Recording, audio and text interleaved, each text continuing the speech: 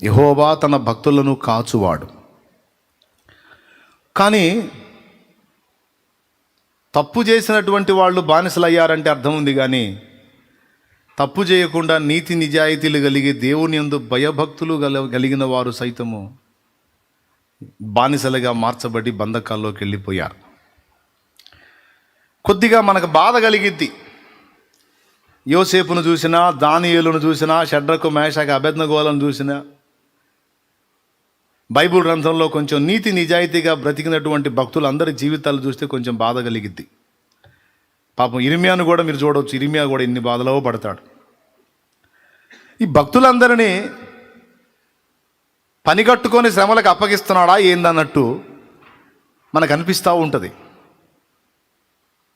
నిజమే, వాస్తవమే. కొన్నిసార్లు దేవుడు కావాలనే అలాంటి పరిస్థితులు తన భక్తులకు అనుమతిస్తాడనేది నా అనుభవంలో అర్థమైంది. ఎందుకు ఇలాగా ఈ పరిస్థితి ఎందుకు కల్పించావయ్యా అని మనం ఆయన్ని అడగటానికి కొన్నిసార్లు మన మనసు రేపబడతా ఉంటుంది. నేను చేసిన తప్పేంది, నేను చేసిన అన్యాయం ఏంది, నేను చేసిన దోషం ఏంది, ఎందుకు నాకు ఇలాంటి పరిస్థితి కల్పించావు దేవా అని అడుగుదాం అనిపిస్తుంది. అడిగితే మర్యాద కాదు కదా. కొంతమందికి మనసులోనే మదన పడతా ఉంటారు, కొంతమంది బయటికి కూడా అడుగుతారు.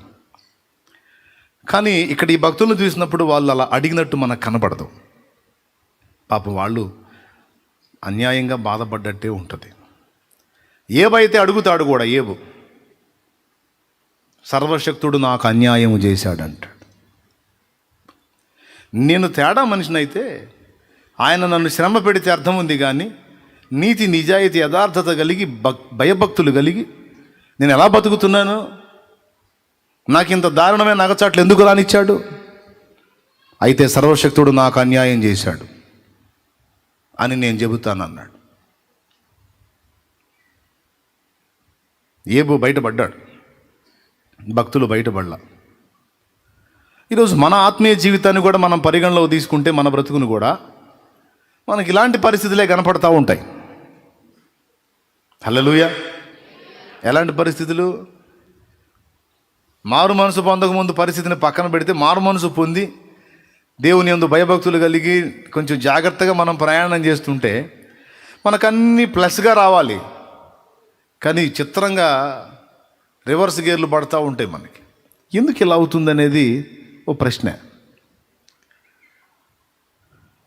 స్టార్టింగ్ బాగానే ఉంటుంది, స్టార్టింగ్ కొంతకాలం బాగానే ఉంటుంది. దేవునితో మన ప్రయాణం మొదలుపెట్టిన ఆ తొలి దినాలు మన ప్రార్థన పిలిస్తే విన్నట్టుగా ఉంటాడు, అడిగిన వెంటనే జవాబు ఇచ్చినట్టుగా ఉంటాడు.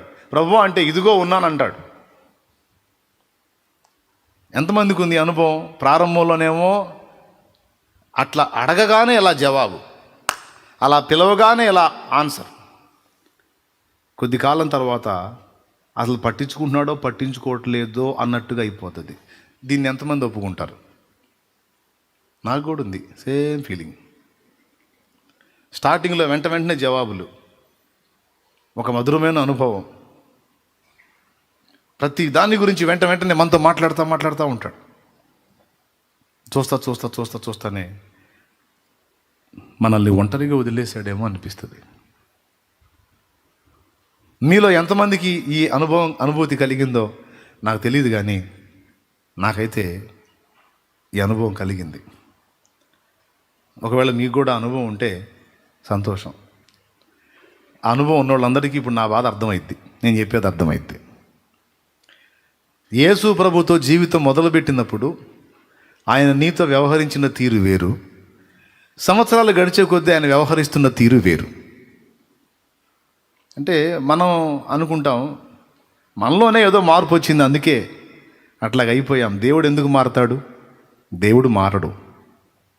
నిజమే, కొన్నిసార్లు ఆ ప్రసంగాలు కూడా చేసుకున్నాం. దేవుడు మారడు, మారితే మనమే మారతాం. నిజంగా దేవుడు మారడు, అది తిరుగులేదు. కానీ కొన్నిసార్లు దేవుడు మారడు, కానీ కొన్నిసార్లు మనతో ఆయన ఉన్నట్టు కొన్నిసార్లు ఉండడు అనేది అర్థమైంది నాకు. చెప్తా, అదంతా చెప్పి ముగిస్తా. సంతోషంగా స్తోత్రం చెప్పండి. హల్లెలూయా. ఒకే ఒక్క వచనాన్ని బైబిల్లోంచి తీసుకొని బోలెడంత ఆత్మీయ పాఠం నేర్చుకోవచ్చు. ఒక వచనాన్ని మనం తీసుకొని ధ్యానిస్తే ఎంతో సారము మనకు దొరుకుతుంది. అలాంటి జీవ గ్రంథం బైబిల్ గ్రంథం. సరే, ఆ మ్యాటర్ పక్కన పెడదాం, పాయింట్కి వద్దాం.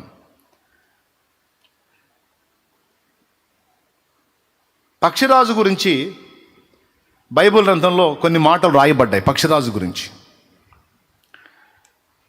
ఆ మాటలన్నిట్లో ఒకటి, పక్షిరాజు తన పిల్లల క్రింది గూడును రేపుట అనే మాట. ఎంతమందికి తెలుసు పక్షిరాజు తన పిల్లలున్న గూడు రేపుతుంది అని? గూడు రేపటం అంటే ఏంటి? తన పిల్లలున్న గూడు రేపటం అంటే ఏంటి? అదేంది? ఒక్కొక్క పుల్ల తెచ్చి గూడు కట్టింది ఎవరు? గూట్లో పిల్లల్ని నిర్మించింది ఎవరు?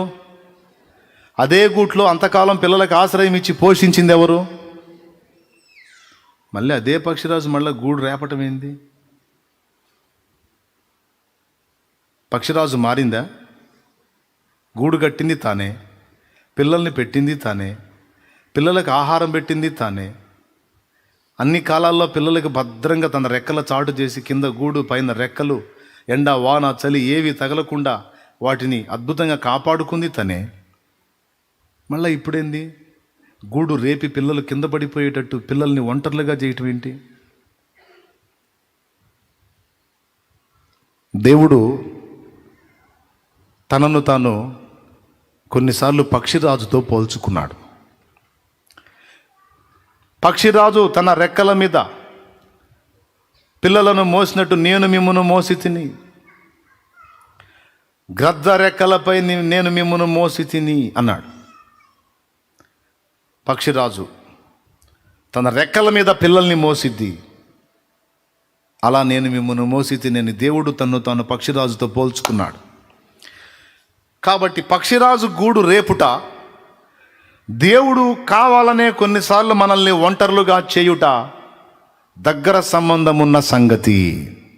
దేవునికి స్తోత్రం కలుగును గాక. గట్టిగా చెప్పాలి. పక్షిరాజు చూడండి, అదిగో స్క్రీన్ మీద తెలుసు కదా మీకు, రైట్, పెద్ద రెక్కలు.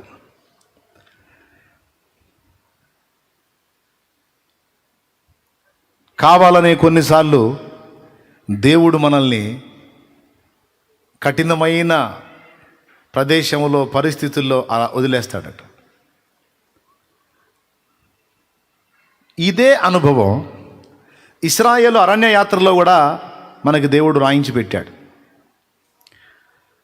ఇశ్రాయేలు ఐగుప్తు నుంచి బయటికి వచ్చినప్పుడు ఎర్ర సముద్రం దగ్గర వారంతా ఆగారు. వెనక పక్క నుంచి ఐగుప్తీయులు తరుముతా వస్తున్నారు. ముందుకు వెళ్ళడానికి ఎర్ర సముద్రం అడ్డుగా ఉంది. మధ్యలో వీళ్ళందరూ మోషేని సనగటం మొదలుపెట్టారు. మీకు అందరికీ తెలిసిందే, ఐగుప్తులో మనందరం సస్తే సమాధులు సరిపోవు, ప్లేస్ చాలదని సముద్ర తీరానికి తెచ్చాడు ఈ మోషే అనువాడు. ఇక్కడైతే ఎంతమంది నేను బూడిచిపెట్టవచ్చు ఇసుకలో, అందుకని తెచ్చాడు. మనందరినీ చంపుటకే తెచ్చాడు అని అందరూ కలిసి తలా ఒక మాట మోషేనని గందరగోళం అయిపోయారు. అప్పుడు మోషే ఒక మాట అన్నాడు, నేడు మీరు చూచుచున్న ఐగుప్తీయులను ఇక మీదట మీరు చూడరు. మీరు ఊరకనే నిలుచుండి యెహోవా మీ పక్షమున చేయు యుద్ధమును చూడుడి.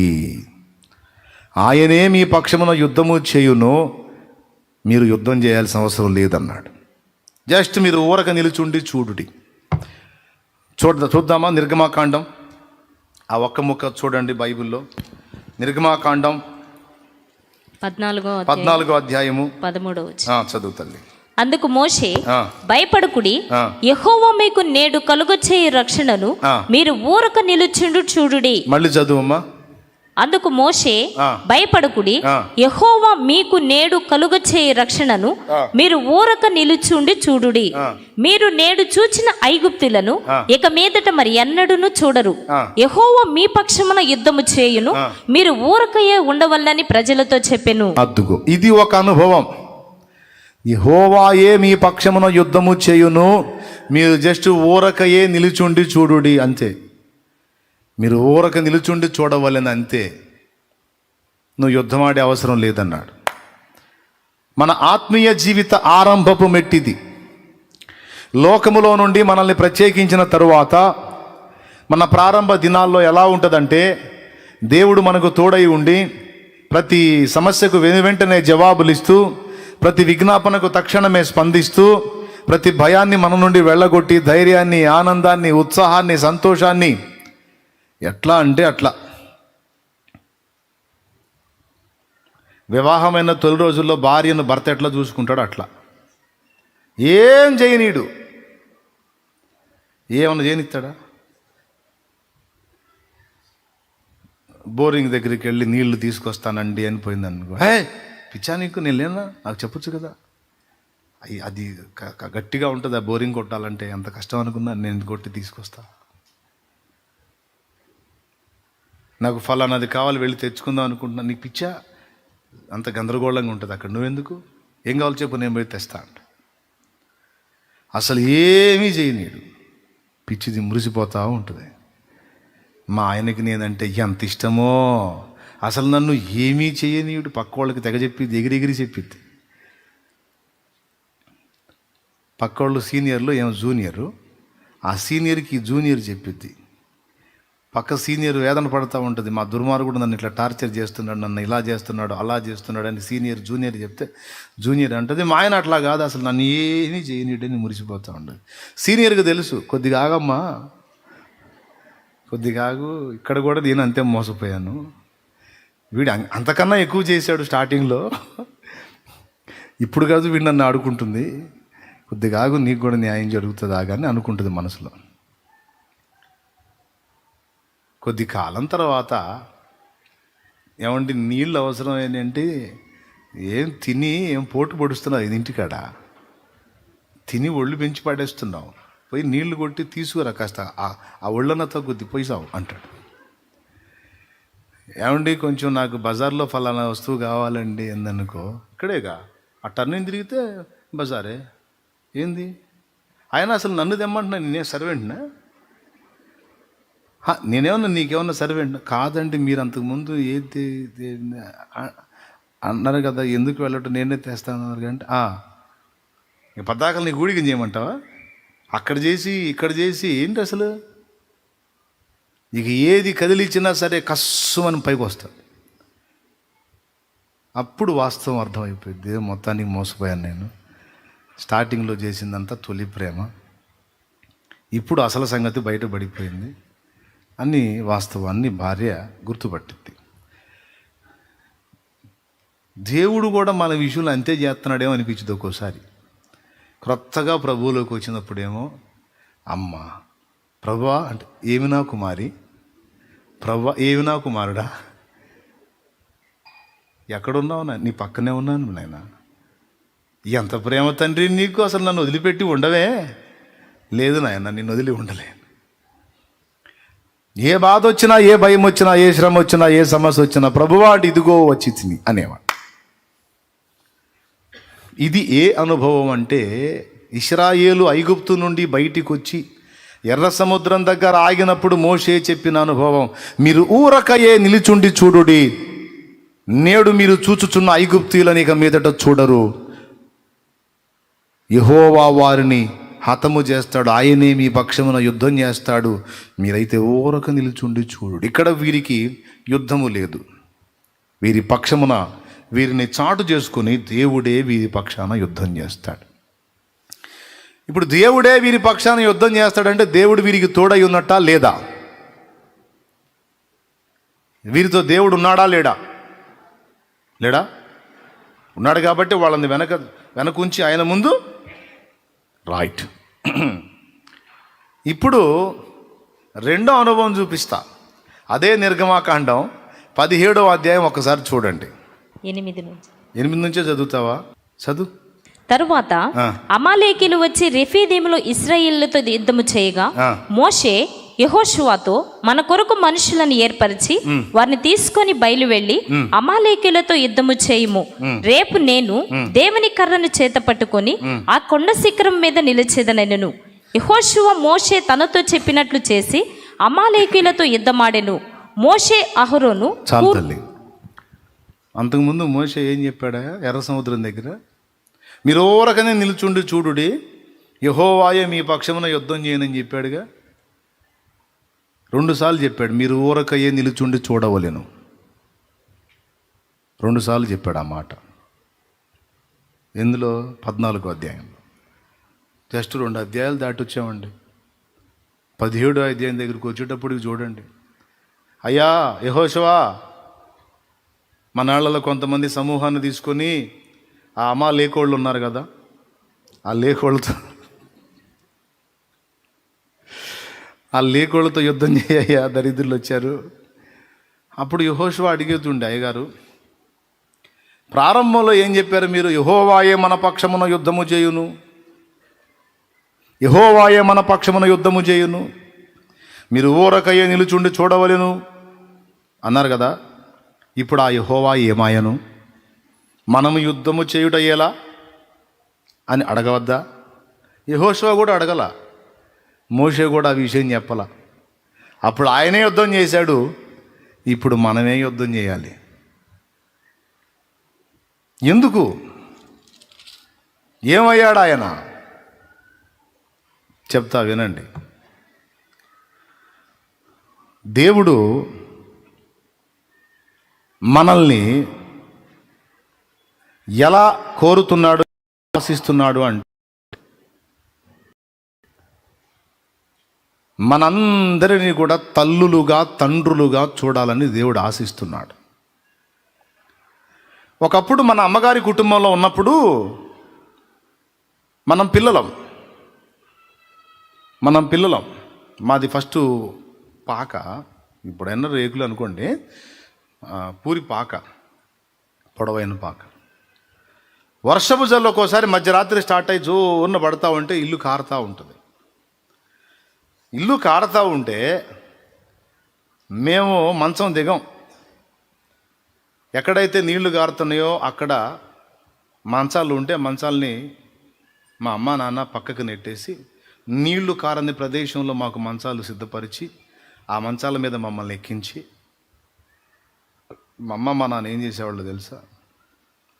మా నాన్న ఆ జామున నడికొప్పు ఎక్కేవాడు. నడికొప్పు, ఇల్లు పైకప్పు ఎక్కుతాడు.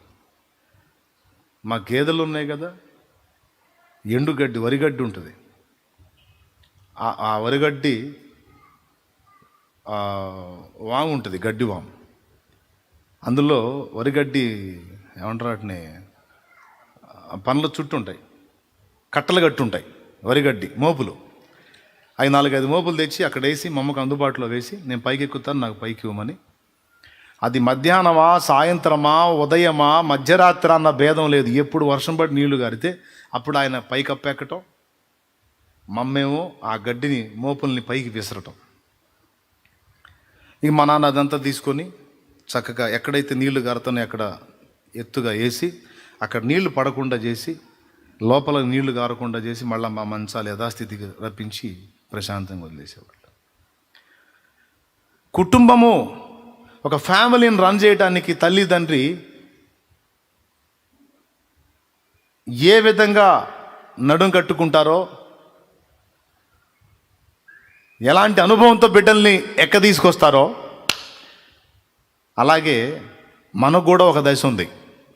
ఇప్పుడు మాకే బాధ లేదు, వానబడ్డా మాకే బాధ లేదు, హాయిగా ఏముంది. ఆ పక్కకు కూడా వాళ్ళే లాగుతారు, మంచాల పక్కకు లాగటం కూడా వాళ్ళే. మంచిగా కూర్చోవటమే, దుప్పట్లు ఇస్తారు, కప్పుకోవటం వెచ్చగా. చలిగాలి కొడతా ఉంటే మేము వెచ్చగా, మా అమ్మేమో గడ్డి మోపులు పైకేస్తూ ఉంటే మా నాన్న అంతా కప్పుతూ ఉంటాడు.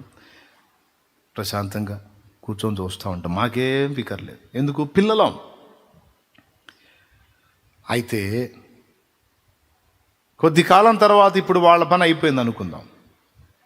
ఇప్పుడు పైకెక్కి కప్పటానికి మయ్యలేడు, అందియటానికి మా అమ్మ పని కూడా అయిపోయింది అనుకుందాం. ఇప్పుడు ఒకవేళ అదే ఇంట్లో ఉంటే ఇప్పుడు ఎవడు కప్పాలా? రైట్? ఇప్పుడు తండ్రి ప్లేస్లోకి నేను వచ్చాను, తల్లి ప్లేస్లోకి నా భార్య వచ్చింది, నాకు ఒక కుటుంబం ఏర్పడింది. ఇప్పుడు నా పిల్లలు కదలకుండా కూర్చుంటే ఇప్పుడు నేను ఎక్కి, దేవునికి స్తోత్రం కలుగును గాక, హల్లెలూయా. ఒకప్పుడు నేను పిల్లని అదే ఇంట్లో, ఇప్పుడు నేనే పెద్దనై అందులోని పిల్లలకు భద్రతనివ్వాల్సిన పరిస్థితి. మనందరినీ దేవుడు ఏ మెట్లో చూడగోరుతున్నాడు అంటే తండ్రులుగా, తల్లులుగా, అనేకులను ప్రభావితం చేసేటువంటి వ్యక్తులుగా మనల్ని చూడగోరుతాడు దేవుడు. ఇలా చేయడానికి ఇప్పుడు మా నాన్న ఉన్నాడు, మధ్యరాత్రి అయినా వర్షం పడితే కప్పెక్కి కప్పాడు అన్నాను పైకెక్కి. మా తాత ఉంటే, మయ్యకు తోడు మా తాత ఉంటే మయ్యెక్కుతాడా, తాతను ఎక్కిస్తాడా? నేను అక్కడ కూర్చుంటే ఇంకో మంచం మీద మయ్య కూర్చుంటాడు, ఇక మా తాత ఎక్కుతాడు కప్పు పైకి, ఎందుకంటే ఇప్పుడు ఆయన మొయ్యాల బరువు. కాబట్టి ఇల్లు మా నాన్నే కప్పునట్లు మా తాత మా నాన్నని ఒంటరిని చేసి వెళ్ళిపోయాడు. ఇప్పుడు ఆయన కప్పకపోతే ఆయన పిల్లలకు దిక్కు లేదు. నా తండ్రి తన బాధ్యతలు నెరవేర్చినట్లు ఆయన తండ్రి అతనిని ఒంటరిని చేయాల్సి వచ్చింది. నేను బాధ్యతలు నెరవేర్చినట్లు నా తండ్రి నన్ను ఒంటరిని చేసి వెళ్ళాల్సి వచ్చింది. మన దేవుడు కూడా అంతే. మనం పద్దస్తమానం పిల్లలుగా ఉంటే పిల్లలుగానే మనల్ని చెక్కుకుంటూ అలానే ఉంచాలనుకోవటంలా దేవుడు. ప్రారంభ దశ పిన్న దశ కాబట్టి అప్పుడు నీకేం అవగాహన లేదు కాబట్టి నీ పక్షాన నేను ఉంటా. ఒక అంతస్తులోకి వచ్చిన తర్వాత ఖచ్చితంగా నిన్ను ఒంటరిగా వదిలేస్తా. వినండి, నిన్ను ఒంటరిగా వదిలేస్తా. నాకు ఇష్టమైతే జవాబిస్తా, లేకపోతే లేదు. నువ్వే ఈదుకొని రావాలి. సింపుల్గా చెప్పాలంటే నిన్ను తీసుకెళ్ళి ఏట్లో వేస్తా. బతికి ఎదురెత్తావో సచ్చి కొట్టుకుపోతావో తేల్చుకుంటా. మళ్ళీ చెప్పేదా, నిన్ను తీసుకెళ్ళి ఏట్లో వేస్తా. ఏటి నీళ్లు పారుతూ ఉంటాయి. బతికి ఏటికి ఎదురీదుతావో చచ్చి కొట్టుకుపోతావో తేల్చుకుంటా. తప్పదు, నిన్ను ఒంటరిని చేయాల్సిందే. ఎందుకు నాయనా అంటే నీలో కొన్ని విషయాలను నేను చూడగోరుతున్నాను, నీలో కొన్ని సంగతులు వ్యక్తపరచబడగోరుతున్నాను నేను, అందుకు చేస్తాను ఆ పని. దేవునికి స్తోత్రం కలుగునుగాక, హల్లెలూయా. అందులో మొట్టమొదటి లక్షణం ఏంటంటే, ఇలా మనల్ని ఒక దశలోనేమో అన్నీ సపోర్ట్ చేసి అండగా నిలిచి, మరో దశలో మనల్ని ఒంటరితనంలోకి నెట్టేయటం వెనక ఆంతర్యం ఏంటంటే, మన జాతిని నిర్ధారిస్తాడు. అక్కడ మన జాతిని నిర్ధారిస్తాడు. నంబర్ 1 రాసుకోవచ్చు, జాతి నిర్ధారణ కొరకు. దేవునికి మహిమ. జాతి నిర్ధారణ అని నేను ఎందుకన్నానో తెలుసా? ఒక కారణం ఉంది. మరి ఎవరు నాకు నెమలి పిల్లల్ని తెచ్చి ఇచ్చారు. నెమలి, మన జాతీయ పక్షి నెమలి పిల్లల్ని తెచ్చి ఇచ్చారు మన సహోదరులు, బుడ్డ పిల్లలు. నెమలిని బంధించకూడదు, ఫ్రీగా ఉంచాలి. నెమలిని బంధిస్తే కేసు, అటవీ శాఖ వాళ్ళు ఇబ్బంది పెడతారు. అందుకని ఆ నెమలి పిల్లల్ని చక్కగా గింజలేసి మంచిగా వాటిని ఫ్రీగా వదిలేసి, ఇక్కడే తిన్నాయి, ఇక్కడే తిరిగినాయి. నాటుకోడి దాంతోపాటు పెరిగిన పిల్లలు ఇవి. ఆ కోడి కింద ఈ నెమలి గుడ్లేస్తే అది ఆ నెమలి పిల్లల్ని పొదిగింది, పిల్లల్ని చేసింది. పొదిగిందేమో నాటుకోడి పెట్ట, గుడ్లేమో నెమలి గుడ్లు, పిల్లలైనాయి. ఇప్పుడు తల్లి ఎవరు అనుకుంటే? కోడి అనుకుంటే దాని వెంట తిరుగుతున్నాయి. ఆ కోడితో సహా ఈ పిల్లల్ని తీసుకొచ్చి ఇచ్చారు. కోడికి వాటికి అసలు సంబంధం లేదు, వాటితో తిరుగుతుంది. 2 పిల్లలు దాంతో తిరుగుతున్నాయి. సరే, ఇక ఆ కోడి ఎక్కడ కూర్చుంటే అక్కడ కూర్చుంటాయి. అది దిగితే ఇది దిగుతాయి, అది ఎక్కితే ఇవి ఎక్కుతాయి. మళ్ళీ పర్సనాలిటీలు తేడా. ఆ కోడేమో ఇంతే ఉంటుంది, ఏమో సైజులు ఉంటాయి. అయితే ఒక ఏజ్ వచ్చింది, ఒక టైం వచ్చింది. అప్పటిదాకా ఏమనుకున్నాయి? నేను కూడా కోడిని అనుకుంది అది. ఎందుకంటే మరి మా అమ్మ ఇదే కనపడుతుంది కదా. పర్సనాలిటీలో వేరియేషన్ ఉంది, గెటప్లో వేరియేషన్ ఉంది, కానీ వాటిని అవి చూసుకోవడానికి వాటికి అర్థమే లేదుగా. వాటి కళ్ళ ముందు ఏం కనపడుతుంది? ఈ చిన్న పూరి కోడి ఉంది కదా, వాటిని గుడ్లు పొదిగింది, అదే కనపడుతుంది. సో ఇది మా అమ్మ అనుకొని తిరుగుతూ ఉన్నాయి కొంతకాలం. మనం లోకస్తులతో తిరిగినట్టు. దేవునికి స్తోత్రం కలుగును గాక. హల్లెలూయా. మనం ఎవరితో తిరుగుతాం? లోకస్తులతో తిరిగినట్టు. కావాలని అప్పగిస్తాడు, లోకస్తుల మధ్యలో పెడతాడు నిన్ను. లోకస్తుల మధ్యలో పెడతాడు, శరీర సంబంధుల మధ్యలో పెడతాడు, శరీరానుసారాల మధ్యలో పోనిస్తాడు. ఆత్మ సంబంధుల మధ్యలో ఉంచి ఉంచి ఉంచి ఒకసారి తీసుకెళ్ళి శరీర సంబంధాల మధ్యలోకి నువ్వు ఎంటర్ అయ్యేటట్టు చేస్తాడు. అక్కడ నీ జాతి బయటపడాలి. నువ్వు ఒరిజినల్ దైవ జాతికి చెందిన వ్యక్తివి అనుకో, నీ వల్ల కాదు అక్కడ సహవాసం. అర్థమైందా? లోకస్తుల మధ్యలోకి నువ్వు వెళ్ళినప్పటికీ, వాళ్ళు పడ్డ పాటలు కొన్ని పడ్డప్పటికీ నీలోనే కొన్ని రకాల ఆలోచనలు పుడుతూ ఉంటాయి. మనం ఏదో తేడా పడుతున్నామే, మనది ఇది కాదే అని డౌట్ అనమాట. మన రూట్ ఇది కాదే, మనం దీనికి చెందిన వాళ్ళం కాదే, మనం ఏంది కొంచెం తేడా చేస్తున్నట్టున్నాం, మన చేష్టాలు కొద్ది కరెక్ట్గా లేవే, ఇది వీళ్ళ పోకడ నేను పోకూడదే, ఇది కరెక్ట్గా ఏదో డౌట్లు కొడుతుంటాయి. రావాలి, నీలో ఉన్న ఆ జాతి లక్షణం బయటికి రావాలి. నువ్వు ఏ జాతికి చెందిన వ్యక్తివి? దైవ జాతికి చెందిన వ్యక్తివా, సర్పజాతికి చెందిన వ్యక్తివో నిర్ధారణ కావాలి. కావాలంటే వాళ్ళ మధ్యలోకి వెళ్ళాల నువ్వు. అందుకే కొన్నిసార్లు నిన్ను అలాగ వాళ్ళ మధ్యలో నెట్టేస్తాడు. నీకు అర్థం కాదు ఇలా నెట్టబడ్డావని, నెట్టేస్తాడు, అనుమతిస్తాడు. ఈ నెమళ్ళు ఏం చేసినాయి తెలుసా? వాటికి బాగా అవగాహన వచ్చిందాక దాంతోనే తిరిగినాయి. వాటికి ఒక ఏజ్ రాగానే దాంతో తిరగట్లా. మదర్ అదే, గుడ్లు పొదిగింది అదే, కానీ దాంతో తిరగట్లా.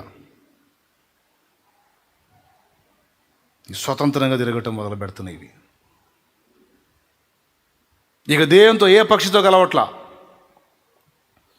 ఈ రెండే, లెగిస్తే రెండు లెగుస్తున్నాయి, కూర్చుని రెండు కూర్చుంటున్నాయి. నెమళ్ళే మళ్ళా. వాటితో పాటు టర్కీ కోళ్ళు ఉన్నాయి, ఈము కోళ్ళు ఉన్నాయి, గిన్నె కోళ్ళు ఉన్నాయి. చూసారుగా మీరు? చూడలేదా? ఇది జరిగి కొన్ని సంవత్సరాలు అయింది. ఇది జరిగి మరి ఇప్పుడు నెమళ్ళు ఉన్నాయని ఎవరు నొప్తారని చెబుతున్నాను మళ్ళా. దేవునికి స్తోత్రం. ఇప్పుడు లేవు. లెగిస్తాయి రెండు, లెగుస్తున్నాయి, కూర్చుంటాయి రెండే. చివరికి ఏం చేసింది తెలుసా? అసలు ఈ జనవాసాల్లోనే లేవు. ఇంకొంచెం ఏజ్ అభివృద్ధి చెందగానే అసలు లేచి వెళ్ళిపోయినాయండి. గుడ్లు పొదిగిందని ఆడబెట్టినాయి, మేత పెట్టినోడిని దాన్ని ఆడబెట్టినాయి, మేత పెట్టి నీళ్లు పెట్టినోడిని నన్ను ఆడబెట్టినాయి. జంపు ఎటు వెళ్ళిపోయినాయి కూడా తెలియదు. ఎందుకు అట్లా?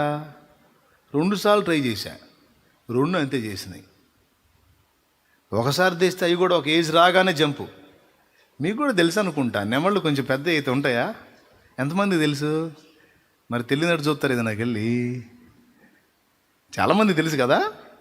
మనం తీసుకొచ్చి గుడ్లు పొదిగించి పిల్లలు చేసి ఆ కుంపట్లో నుంచి నువ్వు పెంచుకొచ్చినా ఒక ఏజ్కి రాగానే అవి ఏంటో వాటికి అర్థమైతే ఉండవిక.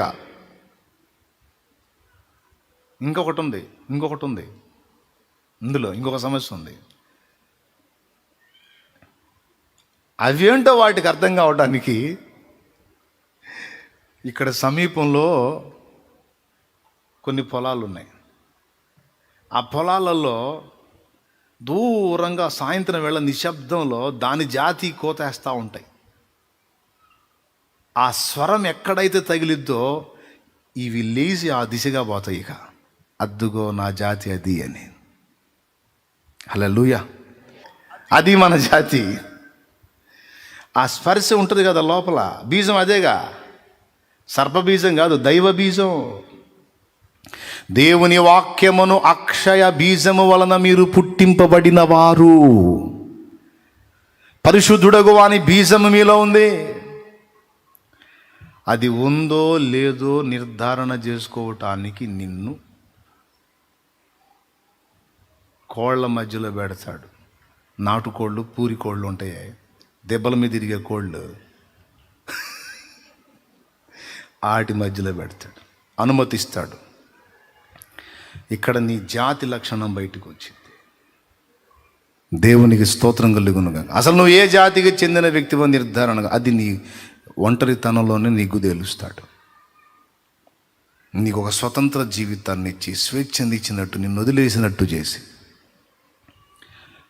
అందుకే భక్తులు వాడుకుంది, ఏంది నాయనా నన్ను ఒంటరిని చేసావి ఏంది ప్రభా అని కొంతమంది భక్తులు పాడారు కదా.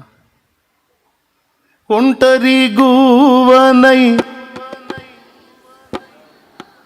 పాడాడా? ఒంటరినై తోడు లేక పాడాడా? దురవస్థలలో ఒంటరి పాడాడా?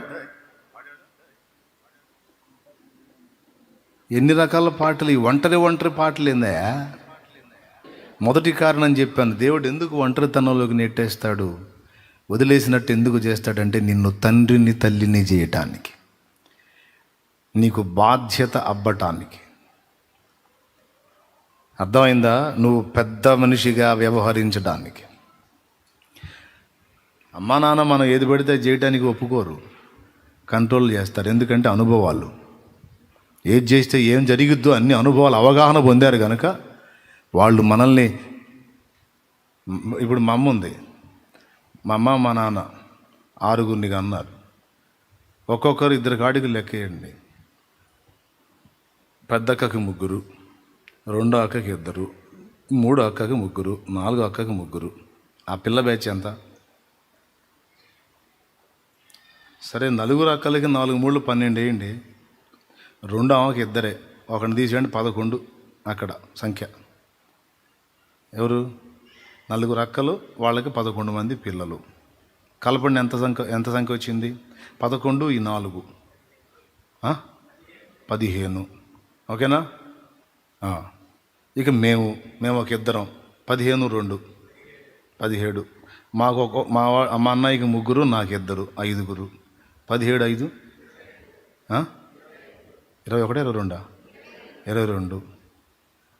అచ్చంగా పిల్లల వరకు మా వరకు తీసుకుంటేనే అమ్మా నాన్న మేము మొత్తం 22. అమ్మా నాన్న ఈ 22 శాల్తీలు వాళ్ళ సంబంధమైనవి. ఇక అల్లుళ్ళు కోడళ్ళని ఎంటర్ చేయలే నేను. స్తోత్రం. అర్థమైందా? వాళ్ళు అవుటర్స్ కాబట్టి వాళ్ళని ఎంటర్ చేయలే. మా వరకు 22 మంది. దేవునికి మహిమ. ఇప్పుడు మా అమ్మ దేవుని కృప వల్ల ఇంకా సజీవంగానే ఉంది. మా అయ్య వెళ్ళిపోయాడు చీదరబుట్టి. అంటే మా అమ్మ మీద కాదులే, ప్రపంచం మీద చీదరబుట్టి వెళ్ళినట్టు. ఇప్పుడు మా అమ్మ సంతానం 4 ఆడపిల్లలు అయితే, ఆ ఆడపిల్లలకు పిల్లలు అయితే, ఆ పిల్లలకు పిల్లలు అయినారు. ఇప్పుడు మొత్తం అందరినీ లెక్కేస్తే 40 చిల్లర వచ్చారు. ఇంతమందికి తల్లి ఎవరు? అమ్మ. ఒకవేళ మా అమ్మకి ఇంకా దేవుడు దీర్ఘాయువు ఇస్తే వాళ్ళ పిల్లల్ని కూడా చూసే అవకాశం ఉందనుకోండి, ఇక డబుల్ అవుతూ ఉంటుంది సంఖ్య. అర్థమైంది? ఇంకా డబుల్ అయిపోతూ ఉంటుంది. అట్లాగా వెనకటి పెద్దోళ్ళు ఒక్కొక్కళ్ళు 60 మందిని 70 మందిని బ్యాచ్ మొత్తం నేసుకుని ముసలోళ్ళు 2 కూర్చొని ఉంటారు. మీకు తగిలారు ఎక్కడన్నా? పల్లెటూళ్ళలో పోయి చూడండి, మొత్తం కుటుంబాలు మొత్తం గ్యాదర్ చేసుకొని ఒక్కోసారి చిన్న ఫంక్షన్ పెట్టుకొని ఫోటోలు దిగుతూ ఉంటారు. మొత్తం వెనక పక్క సైన్యం అంతా ఉంటుంది, ముసలోళ్ళు ఇద్దరు ఉంటారు. అంటే అది ఇంత కుటుంబానికి ఈ ఇద్దరినే దేవుడు వాడుకున్నాడు. ఒక కుటుంబం మీరు గమనించినట్లయితే, ఒకవేళ ముసలోళ్ళకి 100 ఏళ్ల వరకు ఇచ్చాడు కాబట్టి ఏదో అయిపోతుంది, కానీ ఒక్కొక్కడికి 300-400 ఏళ్ళు కానీ సమయం ఇచ్చే పని అయితే ఒక్క ముసలోడు ముసలమ్మ వల్ల ఊరు తయారైద్ది.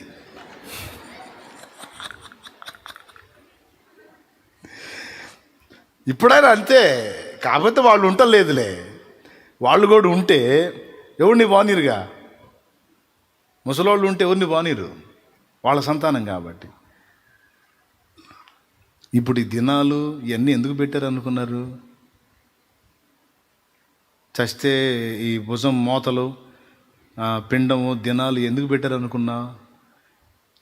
మన నీళ్ల పార్టీ వాళ్ళు మన వచ్చి మునగాలి దాయాదులను ఎందుకు పెట్టారు అనుకున్నా? కుటుంబం మొత్తం ఒక దగ్గర గ్యాదర్ అయ్యి ఆ యూనిటీ మెయింటెనెన్స్ కోసం. మామూలుగా నువ్వు రాయా ఇవాళ మా ఇంట్లో ఫంక్షన్ అంటే, మీకు బాగుంది, నాకు బాధలు ఉన్నాయి, నేను రాలేను అంటాడు. అందుకని మనోడు ఒకడు పోయాడు, నువ్వు రాకపోతే నీ కీడు అంటే సచ్చినట్టు వస్తాడు వీడు.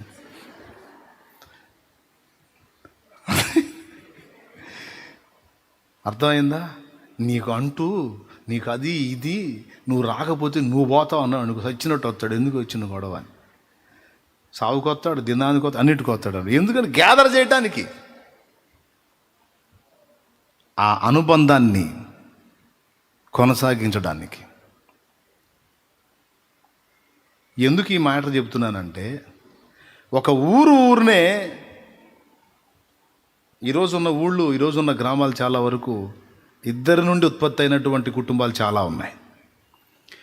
దీన్ని అంతటిని ఎందుకు చెప్తున్నానంటే, ఒకవేళ వాళ్ళని దేవుడు ఉంచితే ఈ మొత్తాన్ని ఏలేటువంటి వాళ్ళు ఆ ఇద్దరే అవుతారు. అలాంటి కుటుంబంలో ఆదాము కుటుంబమే భూలోకం మీద ఉన్న మనుషులందరూ. ఈ కుటుంబం, భూమి మీద ఉన్న కుటుంబం మొత్తానికి పెద్ద ఎవరో తెలుసా? ఆదాము. ఇక్కడ ఏం జరుగుతుంది? ఒంటరిగా వదిలేసినందున కొడుకు కాస్త తండ్రి అవుతున్నాడు. తండ్రి లైన్లో ఉన్నంత వరకు కొడుకుగానే ఉంటాడు, పిల్ల చేష్టాలు చేస్తానే ఉంటాడు. నీ తిప్పలు నువ్వు బడ్రని వదిలేస్తే, మీరు కావాలంటే చూడండి, కొంతమంది తల్లిదండ్రులు కావాలని పిల్లల్ని వేరు చేస్తూ ఉంటారు, వేరు పెడతారు. పురుషులు చేతులు ఎత్తండి, పెళ్ళిళ్ళు చేసుకున్న వాళ్ళందరూ చేతులు ఎత్తండి, సగం సరిగా చేతులు ఎత్తండి. లేడీస్ కూడా మ్యారేజ్ లేని వాళ్ళందరూ చేతులు ఎత్తండి. మీ అత్తగారింట్లో కలిసే ఉంటున్నారు, వేరుపడ్డారా? వేరుపడ్డా ఉన్నవాడు చేతులు ఎత్తండి. రైట్. మీరు కూడా వేరుపడ్డారా? అమ్మోళ్ళతో కలిసే ఉంటున్నారా? వేరే. రైట్. ఎందుకు వేరు? మీరు వేరుపడ్డారా? వాళ్ళే మిమ్మల్ని వేరు పెట్టారా? అది. ఎక్కువ శాతం మంది ముసలివాళ్ళే ఈ పిల్లల్ని వేరు పెడతా ఉంటారు. వేరు పెడతారు. ఎందుకు? సగం కారణమేమో కోడలు కొన్ని కుటుంబాల్లో, కానీ సగానికి పైగా కారణం కొడుకే. తల్లిదండ్రి చాలాసార్లు బాధపడతారు వేరే వాళ్ళతో చెప్పి. వీడేంది ఫ్యామిలీ మ్యాటర్ చెబుతున్నాడు అనుకోవాకండి. నేను చెప్పే ఈ లోతైన సంగతి మీకు ఈజీగా అర్థం కావటానికి చెబుతున్నా. ఏం చెబుతారు తెలుసా? మా వాడికి ఇంకా పిల్ల చేష్టలు బాగాలేదా, పెళ్లి చేసుకున్నాడు, వాడు కూడా పిల్లలు పుట్టారు, కానీ ఇంకా పిల్ల చేష్టాలు బాధ్యత గుర్తుపట్టట్లే. ఏదన్నా చెయ్యరా అని వాళ్ళ అమ్మ చెబితే, నానున్నాడుగా నాన్న చూసుకుంటాడు, నేను పోయేదేందే అని కొక్కరెత్తున్నాడు, వెళ్తున్నాడు. నేనేం చేయాలో అర్థం కావట్లంటే పక్కనున్న వెంకట్రావు సలహా ఇస్తాడు సుబ్బారావుకి. ఏం చేసేది ఏముంది, వేరు పెట్టు, వాడికి పోసేసేయి, అప్పుడు తెలిసిద్ది అంటాడు. ఇక అప్పటి నుంచి ఇక వచ్చి ఇంట్లో భార్యకి చూస్తాడు. ఇట్లా అంటున్నాడు వెంకట్రావు, మరి ఏం చేద్దాం అని భార్యతో అంటే, ఏం చేసేది ఉంది, నిజంగా అట్ట చేస్తే నీటి బాగా అనిగేది, తిమ్మిరి చేయాల్సింది వేరు పోయాల్సిందే అని అప్పుడు పడిద్ది ఆ మైండ్లో. ఇక అప్పటిదాకా కోడల్ని కాస్త కూస్తో భరించేది, ఇక అక్కడి నుంచి రివర్స్ గేర్ వేయటం మొదలుపెట్టింది. ఇక ఇంతది ఇష్యూ స్టార్ట్ అవుతూ ఉంటాయి. చిలికి గాలివానైనట్టుగా. అబ్బా ఇవన్నీ ఎందుకురా, కన్నాను, పెంచాను, పెద్ద చేశాను, ఒక ఇంటోని చేశాను, ఉన్న ఆస్తి ఏదన్నా ఉంటే 33 అన్నాడు చూద్దాం. ఏంది ఇంతవరకు నా శక్తి అయిపోయింది, ఇక నోరు మూసుకొని నీ సోపు నువ్వు పడుపు. ఇంత మాట అంటే పడట్లేదు. అంత రోషగాడివి, అంత మనగాడివి, అంత ఇది కలిగినోడి, పోరా ఓ బతుకుపా. నా ఇంట్లో ఉండి నేను పెట్టింది తిన్నామంటే చెప్పు తీసుకొని కొడతా పో. భార్య ముందు అంటాడు తండ్రి, వీడికి ప్రిస్టేజీ. భార్య చూసి చి అంటది. వెంటనే అంటాడు, ఏంది అంటది, సర్దు సామాను. శబ్బాష్, ఎందుకులే అంటది ఊరక పైన షో. సర్దుతావా లేదా, కొడతాను. సరే సర్దుతా. లోపల ఆనందం. ఎప్పుడు వదిలించుకొని పోతే దరిద్రం ఉందని ఇప్పుడు అవకాశం వచ్చింది. ఆవేశంగా వెళ్తాడు. ఇక వేరు కాపురం పెట్టేస్తాడు. ఇక అప్పటి నుంచి ఇక ఎవడి కగసాట్లు, వేరుపడ్డదాకా ఒక సోప, వేరుపడ్డాక నిజంగా అసలు మీరు ఇంత రోషంగా నిర్ణయం తీసుకుంటారని అస్సలు అనుకోలేదండి. అసలు నిజంగా మీరంత కోపాడుతుంటే అసలు ఏమో అనుకున్నాను నేను. అసలు నిజంగానే బయటకు వచ్చేసారే అంటది. అబ్బా పొగుడుతుందని ఆనందపడతాడు. ఇక మరుసటి రోజు నుంచి మొదలుపెట్టిద్ది, ఏమండి మరి స్టవ్ మరి ఏం వండుకొని తినాలి, స్టవ్ కావాలిగా. గ్యాస్ స్టవా, అక్కడి నుంచి ఏం తేలేదా. ఎక్కడి నుంచి మరి రైసు కందిపప్పు అక్కడి నుంచి ఏం తేలేదా అంటాడు. ఎవడిస్తాడు, సిగ్గుంటే పొమ్మన్నాడుగా. అందుకే నేనేం తేలా. ఏం తేకుండా ఎట్లా వచ్చావు అమ్మాయి, ఇప్పుడు ఎట్లా చేయాలా మనం, అసలుకి ఆకలి అవుతుంది. పోవటానికేమో తిట్టాడు, మొహం చల్లట్లా. అప్పుడు ఇక ఏ ఫ్రెండ్నో ఎవరినో పట్టుకొని తిరిగి ఇక తిప్పలు పడి అప్పుడు స్టార్ట్ అయింది ఇక వీడికి సినిమా. అప్పుడు ఇక సంసారంలో పడతాడు. ఇక అంత ఆవేశపడి బయటకు వచ్చినోడికి ఎప్పుడైతే సొంత కాపురం పెట్టి సొంత కుటుంబం నడపడం మొదలు పెట్టాడో వాళ్ళ నాన్న గుర్తు రాని రోజు అంటే ఒక్కడు కూడా ఉండదు వాడికి. దేవునికి స్తోత్రం కలుగును గాక. డాడీ రోజు గుర్తొస్తాడు. పాల బిల్లు ఇంత, ఏంది నా సంపాదన అంతా పాలకే పోయేటట్టుంది. మా నాన్న ఎట్లా కట్టాడో. కరెంటు బిల్లు ఇంత, మా నాన్న ఎట్లా కట్టాడో. ఏంటి బస్తాలు తింటున్నారు. ఈడు కూడా మేసాడు అక్కడ. మా నాన్న ఎన్ని బాధలు పడ్డాడు. ఈ చిన్న ఇద్దరు పిల్లలు, నువ్వు, నేను 4 శాలతీలకి ఇంత గందరగోళం అవుతున్నాను నేను. నా కుటుంబాన్ని, మా తమ్ముడు, 2వ వాడి కుటుంబాన్ని, 3వ వాడి కుటుంబాన్ని, ఆడపిల్లలు వస్తే వాళ్ళ విషయాలు ఇవన్నీ అసలు మా నాన్న వామ్మో ఎంత అల్లాడాడో, ఎంత గందరగోళం అయ్యాడు. నానేందో అర్థమవుతాడు వీడికి. దేవునికి స్తోత్రం కలుగును గాక. చెప్పు హల్లెలూయా చెప్పు. అమ్మేందో అర్థమైతే నానేందో అర్థమవుతాడు. అంతేనా? ఇక అక్కడి నుంచి పిల్ల చేష్టలు మనకు పెద్దగా తయారవుతాడు. ఈ అనుభవాల్లోకి వీడు రావాలంటే వీడు ఏం కావాల్సి వచ్చింది? ఒంటరి గోవ కావాల్సి వచ్చింది. కఠినంగా తండ్రి వాడిని ఒంటరిగా వదిలేయాల్సి వచ్చింది. పక్షిరాజు గూడు రేపి పిల్లల్ని కింద పడవేసినట్టుగా, తన చేతులతో తానే నెట్టివేసినట్టుగా. ఎందుకు అంటే ఎగరటం నేర్చుకోవాలి, ఎదురీదటం నేర్చుకోవాలి. అందుకే కావాలని కొన్నిసార్లు అందుబాటులో ఉన్న దేవుడు కొన్నిసార్లు కావాలని నిన్ను ఒంటరిగా నెట్టేసినట్టుగా నీకు అనుభూతి కలిగిస్తాడు. మొట్టమొదటిది నిన్ను ఒక తండ్రి వలె, తల్లి వలె చేయటానికి, అనుభవాలు గడించి చక్రం తిప్పగలిగే వ్యక్తిగా. ఇక ఏం చేస్తాడు? అప్పటిదాకేమో తండ్రి నీడలో ఉన్నాడు. ఇక ఒంటరిగా కుటుంబాన్ని తానే పెద్దగా ఉండి అండగా ఉండి ఈదటం మొదలు పెడతాడు. ఇక్కడ ఒక నాయకుడు తయారవుతున్నాడు, ఒక నాయకురాలు తయారవుతుంది. అంతేనా? జాతి నిర్ధారణ కొరకు, జాతి నిర్ధారణ కొరకు నెమళ్ళను తీసుకొచ్చి నాటుకోళ్ల మధ్యలో వేస్తే గుడ్లో పొదిగినప్పుడు తల్లి అదే పొదిగింది, కానీ పిల్ల బయటకు వచ్చిన తర్వాత దాని నిర్మాణం, దాని విధానం, దానికి సంబంధించిన స్వరం వినబడగానే నా గొర్రెలు నా స్వరము విను అన్నాడు యేసయ్య. ఎన్ని మైళ్ళ దూరంలో ఉండైనా సరే ఆ యేసయ్య కేక వినబడిందంటే ఆయన జాతికి సంబంధించినోడు ఎక్కడైనా సరే, ఎక్కడున్నా సరే వాడు నాపటి ఎవడి వల్ల కాదు, పరిగెత్తుకుంటూ వెళ్ళిపోతాడు ఆయన దగ్గరికి. నువ్వు అన్యుల మధ్యలో ఉండు, పనికి మళ్ళీ చెత్త మనుషుల మధ్యలో ఉండు, ఎలాంటి వ్యక్తుల దగ్గరైనా ఉండు, తెలియకుండా అమాయకంగా ఇదే ప్రపంచం ఇదే నిజమని భ్రమపడేవాడు యేసయ్య మెల్లనైన స్వరం వినబడగానే, ప్రేమ సాగరా ఈ ధర మరణ ఎడారిలోన దారి తప్పితిన్, నీ మధుర స్వరము వినబడి నీ దరికి చేరితిన్, దరికి చేరితిన్. ప్రేమ సాగరా ఈ ధార మరణ ఎడారిలోన దారి తప్పితిన్, నీ మధుర స్వరము వినబడి నీ దరికి చేరితిన్, దరికి చేరితిన్.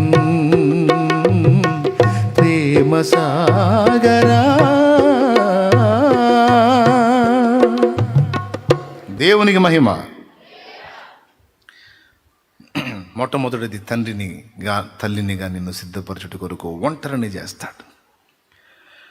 కొన్ని నువ్వే ఫేస్ చేసేటట్టు చేస్తాడు, కొన్ని నువ్వే యుద్ధమాడి జయించేటట్టు చేస్తాడు. ఒకవేళ ఓడిపోయినా చూస్తూనే ఉంటాడు. కొన్నిసార్లు ఓడిపోయావు అనుకో, చూస్తూ ఉంటాడు. ఓడిపోయి అలాగ రాజీ పడిపోతావా, మళ్ళా పోరాటం మొదలు పెడతావా? పడిపోనిస్తాడు.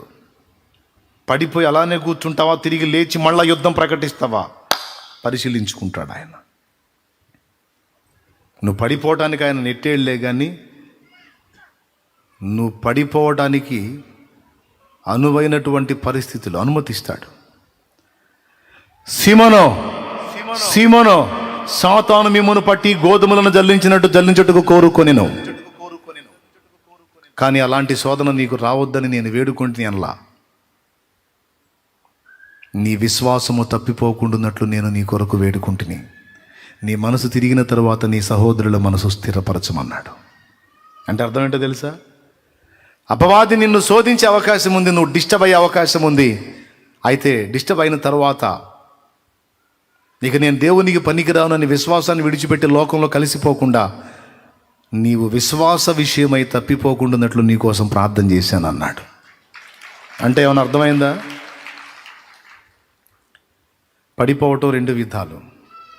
దేవునిలో నుండి లోక సంబంధమైన పాపములో క్రియల్లో పడిపోవటం. రెండవది అసలు దేవుని నుండే దూరం అయిపోయేటట్టు విశ్వాసములో పడిపోవటం. పేతురు పడిపోయాడు, ఇస్కరియోతు యోధా పడిపోయాడు. పేతురు పడిపోయాడు ఎందులో? దేవుని కొరకు సాక్షిగా నిలవలేక ఒక ఆడపిల్లకు భయపడి పడిపోయాడు.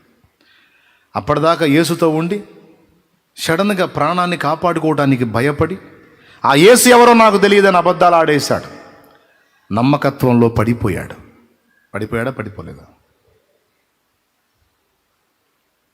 కానీ తిరిగి లేచాడు. చూడండి, యేసెవరో నాకు తెలియదని నమ్మకత్వం విషయంలో పడిపోయినా, నేను ఆయనకి అపనమ్మకస్తున్నైనా ఆయన నాకు నమ్మదగిన వాడని ఆయనను హత్తుకోవటం మానలేదు, ఆయన దగ్గరికి తిరిగి వెళ్ళటం మానలేదు, తిరిగి ఆయన్ని కలుసుకున్నాడు. కానీ యూదా అట్లా కాదు. యూదా తేడా పడ్డాడు. 30 వెండి నాణ్యాలకు ప్రభువు నమ్మాడు. అలా పడిపోవటమే కాదు, అసలు విశ్వాసంలోనే పడిపోయాడు. ఎట్లానో తెలుసా? ప్రభువు ఇక నన్ను క్షమించడు, నేను ఇంత తప్పు చేశాను కనుక ఇక ఆయన నన్ను ప్రేమించడు అని దేవుని ప్రేమను, దేవుని కృపను, దేవుని మమతను, దేవుని నమ్మకత్వాన్ని అతడు నమ్మలేక ఇక నాకు అవకాశం ఉండదు దేవుని దగ్గర అని తనంతట తానే తన ప్రాణాన్ని తీసుకున్నాడు. అది నిజంగా పడిపోవటం అంటే. విశ్వాస విషయంలో పడిపోయాడు యూదా. ఆత్మీయ జీవితంలో కొన్ని శోధనల్లో మాత్రమే పడిపోయాడు కానీ విశ్వాసంలో పడిపోలేదు పేతురు. ఆత్మీయ జీవితంలో కొన్ని భంగపాట్లు ఎదురైనప్పుడు కొంతమంది పడిపోతుంటారు. అలా పడిపోయిన వాళ్ళు తిరిగి లేవచ్చు, లేచే అవకాశం ఉండొచ్చు. కానీ విశ్వాస విషయంలో పడిపోయిన వాటికి లేవడానికి అవకాశం ఉండదు. అది యూదా పాపం అన్నమాట. యూదా దేవుడు నన్ను క్షమించడు అని నమ్మాడు. దేవుడు నన్ను క్షమిస్తాడు, ఆయన దగ్గర కృప దొరుకును అని విశ్వసించలేకపోయాడు. ఎంత తప్పు జరిగిందో చూడు. పేతురైతే నేనైతే అబద్ధమాడి తిని కానీ ప్రభువు కృపను బట్టి నన్ను క్షమిస్తాడు, తిరిగి నన్ను ఆయన ఆమోదించే అవకాశం ఉంది. ఎందుకంటే నేను తేడా కావచ్చు కానీ నా ప్రభు తేడా కాదు. నేను ఆయనకు నమ్మకంగా ఉండలేకపోయినప్పటికీ ఆయన నాకు నమ్మదగిన వాడు గనుక కనికరముతో నన్ను చేర్చుకుంటాడు అని నమ్మటమే ఎంత ప్లస్ అయిందో. అలా అతడు నమ్మునట్లు దేవుడు వేడుకున్నాడట ప్రభు పేతురు కోసం. ఈ అబద్ధం ఆడతాడు, ఆడి ఇక నేను తగను, నేను పనికిరాను అని యూదాలాగా పేతురు కూడా ఉరిపెట్టుకోకుండాన్నట్లు వేడుకున్నాడు. ఆ ప్రార్థన విని తండ్రి పేతురు విశ్వాస విషయంలో తప్పిపోకుండా కాపాడాడు. అందుకే పేతురు నిలబడి తర్వాత సంఘాన్ని నిలబెట్టాడు. ఎంతమందికి అర్థమైందో ఏమో, మరి కష్టపడి చాలా వివరంగానే చెప్పాను. మరి సంతోషం.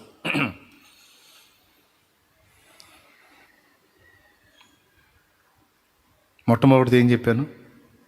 ఎందుకు మనల్ని ఒంటరిని చేస్తాడు? తల్లుల వలె, తండ్రుల వలె మనం ఎదుగునట్లు, అనుభవాలు గడించి బాధ్యతలు మనం ఎరిగి ఇతరులకు నేర్పునట్లు మనల్ని ఒంటరిగా చేస్తాడు. రెండవది జాతి నిర్ధారణ కొరకు. ఎంత నాటుకోళ్లతో తిరిగినా నెమ్మళ్ళు వాటి ఏదొచ్చేటప్పటికి ఉండవు. అవి వాటి ప్లేస్ వేరు, ఎగిరిపోతాయి అంతే. పెద్ద పెద్ద రెక్కలు జమ్మున ఎగిరిపోతాయి. చూడటానికి కూడా మళ్ళా రావు. నిజం, రాలా ఒక్కడు కూడా. 4 తెస్తే జంపు. తండ్రి సన్నిధిలో ఇప్పటిదా గింజలు తిన్నాం కదా, కొంచెం చూద్దామని మళ్ళీ తిరిగి రాలా. మన వ్యవహారం కూడా అంతే. ఈ మనుషుల మధ్యలో ఉన్నప్పటికీ వాళ్ళ మధ్యలోనే ఉంచి దానియేలును ఎందులో ఉంచాడు? భక్తుడైన దానియేలును బబులోనులో ఉంచాడు. కానీ చూసారా ఎట్లా ఉన్నాడు? బబులోనులో ఉన్నప్పటికీ ఇంకొక విచిత్రమైన విషయం చెబుతా. ఇప్పుడు నెమళ్ళు నాటుకోడితో తిరిగినాయి కదా, ఎంత నాటుకోడి గుడ్లు పొదిగినా ఆ నాటుకోడితో తిరుగుతూ అది తిన్నవన్నీ ఈ తినవు. మా మమ్మీ ఏంది ఏది పెడితే అది తింటుంది. అసలు మా మమ్మీ ఇదేనా డౌట్ వాటికి. అది తినేది మేము ఎందుకు తినలేకపోతున్నాం? తినవు. ఈ జాతి వేరు. నాటుకోడి ఏది పెడితే అది తింటుంది, నెముళ్ళు తినవు. దానికి సంబంధించిన ఆహారం దొరికితేనే తింటాయి. నాటుకోడి అట్ట కాదు. నీకు నేనేం వర్ణించేదిలే ఆ చండాలం. అన్యజనుల మధ్యలో లేదా లోకస్తుల మధ్యలో నిన్ను ఉంచుతాడు. బబులోనులో భక్తుడైన దానియేలు నుంచినట్టు, ఐగుప్తులో భక్తుడైన యోసేపు నుంచినట్టు తన భక్తులకు బబులోను ఐగుప్తుల అనుభవం అలాంటి వ్యక్తుల మధ్యలో ఉంచుతాడు. టెస్ట్, పరీక్ష. ఈ జాతి ఆ జాత లేకపోతే నా జాత? ఎంతమందికి అర్థమవుతుంది? కొంతమంది కుమిలి ఎడుతూ, ఎందుకు ప్రభా నన్ను ఇక్కడ పెట్టావు, ఈ దరిద్రుల మధ్య ఎందుకు పెట్టావు ప్రభా? ఆ ఏడుపు నీళ్ళు ఆ ఆవేదన వస్తుందంటే నువ్వు ఆయన చేతే. ఎందుకు పొసగట్లా నువ్వు ఉండలేకపోతున్నావు, అల్లాడిపోతున్నావు? ఎందుకు? నీ జాతి వేరు, మిగిలిన వాళ్ళతో కలిసి ఉండలేవు. గొర్రెపిల్ల పందులతో ఉండలేదు. చిన్న పిల్లగా ఉన్న గొర్రె పిల్లల్ని పందులతో పెంచాడంట ఒకడు. సరే, ఈ పందే తల్లి అనుకొని తిరుగుతుంది. పెద్ద అయ్యే కొద్దీ టేస్ట్లు మారిపోతాయిగా. తల్లి అనుకుంటుంది గొర్రెపిల్ల పందిని చూసి, ఇది పోయి ఆమె బురదలో పడుతుంది. గొర్రెపిల్లకి డౌట్, అదంటే నాకు చీదరపడుతుంది, మా మమ్మీ ఏంది ఎగిరి దూగుతుంది దానిలో. దీనికి డౌట్ ఏదో మొత్తానికి తేడా ఉంది, ఇది మా మమ్మీ కాదని.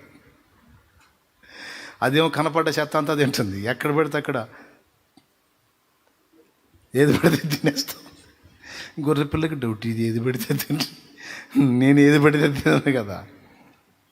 జాతి తేడా. ఇప్పుడు నీవేందో ఆయనకు అర్థం కావాలి కదా, క్లారిటీ తీసుకోవాలి కదా. దూతలకు అర్థం కావాలి, మిగిలిన వాళ్ళకి అర్థం కావాలి. అందుకే ఎక్కడుంచిన బలురక్కసి చెట్లలో వల్లి పద్మము కనబడినట్లు స్త్రీలలో నా ప్రియురాలు కనపడుతుంది అన్నాడు. అతడు ప్రత్యేకమే, ఆమె ప్రత్యేకమే. ఒకవేళ శోధనలో వాళ్ళ సాంగత్యంలో ఉన్నప్పటికీ ఆ వస్తువు నాది ఉండలేడు చూడువాడు అక్కడ. జాతి ఏదో తేల్చుకోవాలి.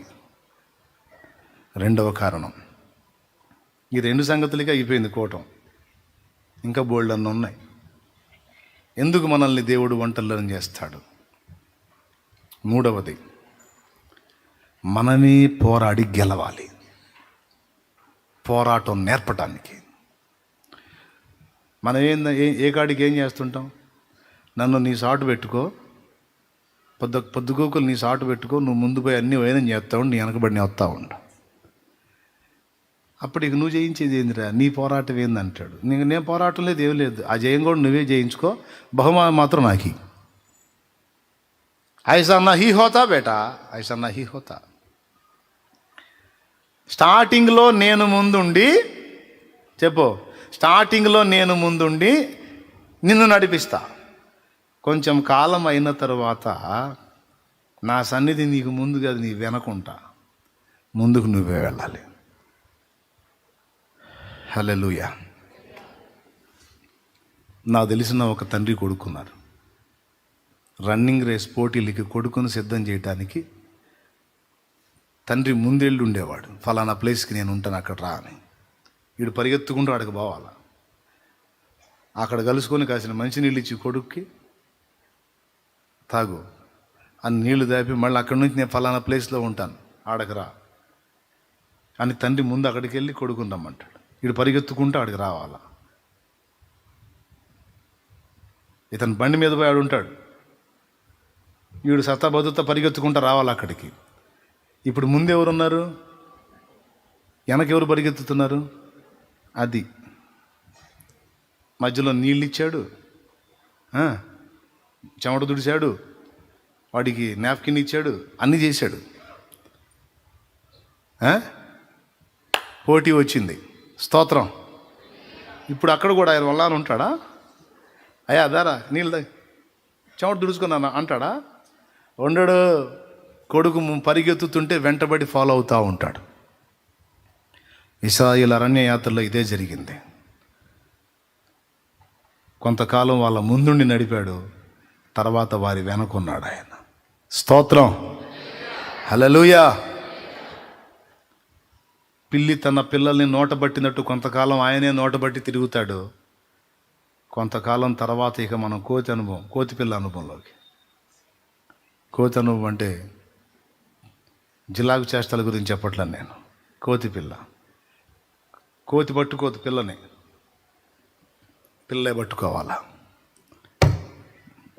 నీలో అది తీసుకొని రావటానికి నిన్ను ఒంటరిని చేస్తాడు. ఇక ఆయన ఎడంగా పోతుంటాడు, ఇక నువ్వు వెంటబడాలా. నిన్ను అడ్డగించే వాటిని అనేకమైన వాటిని నీకు ఆయనకి మధ్య రప్పిస్తాడు. హలో, లోతైన ఆత్మీయతను సాధన చేసే వాళ్ళకి మాత్రం ఇది అర్థమైద్ది. రకరకాలై రప్పించి ఆయన అవతల ఉంటాడు, నువ్వు యువతలు ఉంటావు, రమ్మంటాడు. నేను రాలేకపోతున్నా, రావాల్సిందే నువ్వు. నా వల్ల కాబట్టి నువ్వే చేయాలా, నువ్వే పోరాడాలి, రా. కావాలంటే బలాన్ని ఇస్తా, శక్తిని ఇస్తా, యుద్ధం మాత్రం నువ్వే చేయాలి.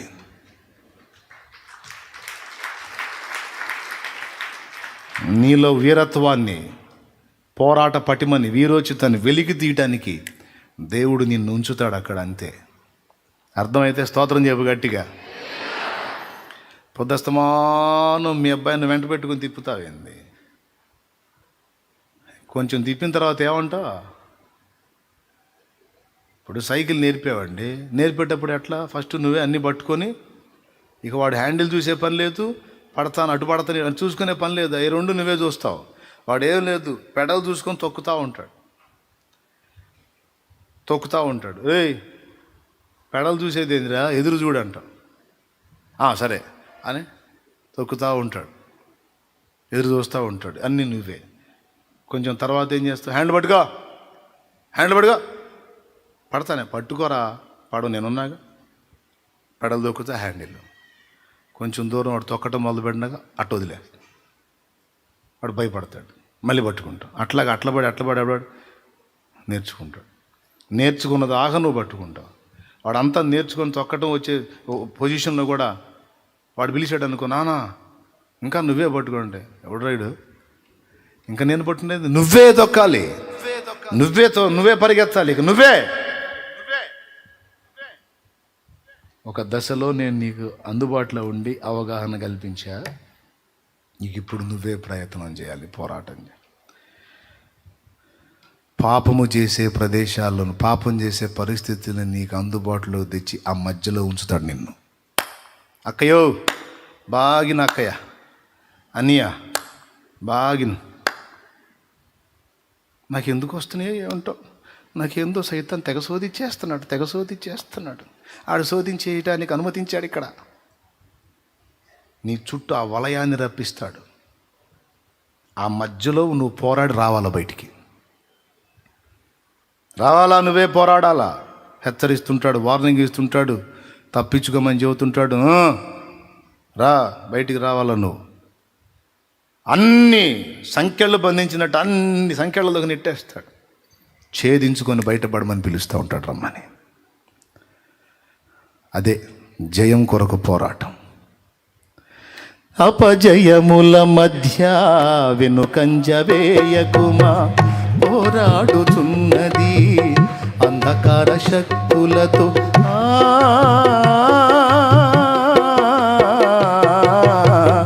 అపజయముల మధ్య వెనుకంజ వేయకుమా, పోరాడుచున్నది అంధకార శక్తులతో. దేవుడిచ్చు సర్వాంగ కవచమును ధరించుకొని, ధూపార్తి చేబూని స్తుతియాగము చేయుచు, జయమే ఊపిరిగా గురి యొద్దకే సాగిపో, జయమే ఊపిరిగా గురి యొద్దకే సాగిపో. ప్రాణమా నాలో తొందర పడకుమా, ప్రాణమా నాలో తొందర పడకుమా. ఎందుకింక కన్నీరు, ఎందుకా వేదన, నీ దుఃఖ దినములన్నీ సమాప్తమైనవని తెలుసుకొనేస్తమా, యేసయ్య మాటిది. హల్లెలూయా. ఆకర్షణలు కావచ్చు, పాప ఇచ్ఛలు కావచ్చు, భోగేచ్ఛలు కావచ్చు, లోకాపేక్షలు కావచ్చు, ప్రతికూలతలు కావచ్చు, సమస్యలు కావచ్చు, ఒక సుడిలోకి నెట్టబడ్డట్టుగా ఆటిల్లో పడితేనే అసలు నీలో ఉన్నదేందో బయటకు వచ్చింది. అది బయటికి నీలో ఉన్న సత్తువ శక్తి, దేవుడిచ్చింది ఏముందో అది నీలోంచి వ్యక్తపరచబడాలంటే వాటి మధ్యలో నలిగినప్పుడే వ్యక్తం అవుతుంది. అర్థం కాదు చాలామంది, ఎందుకు ఇట్లా అవుతుంది అని. ఆ చట్రంలో ఉంచబడ్డావు నువ్వు, గమనిస్తున్నాడు.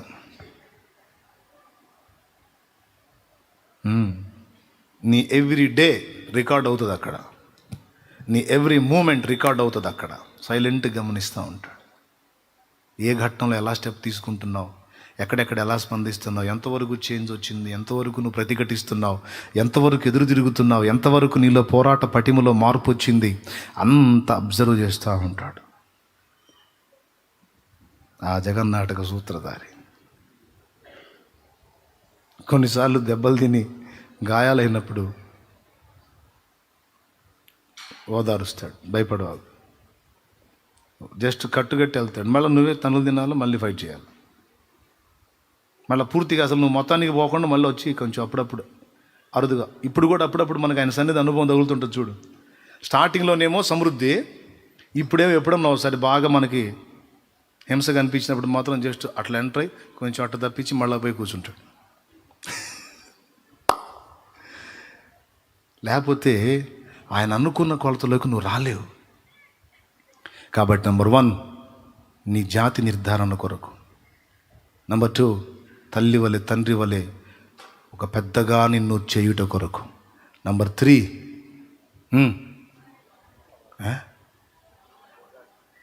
నీలో ఉన్న పోరాట పటిమ, నీలో ఉన్న పోరాట పటిమను శక్తిని వెలికి తీయుట కొరకు, నీలో ఆయన ఇచ్చిన సామర్థ్యాలను వెలికి తీయుట కొరకు, 4వది నీలో విశ్వాసము వ్యక్తపరచుట కొరకు.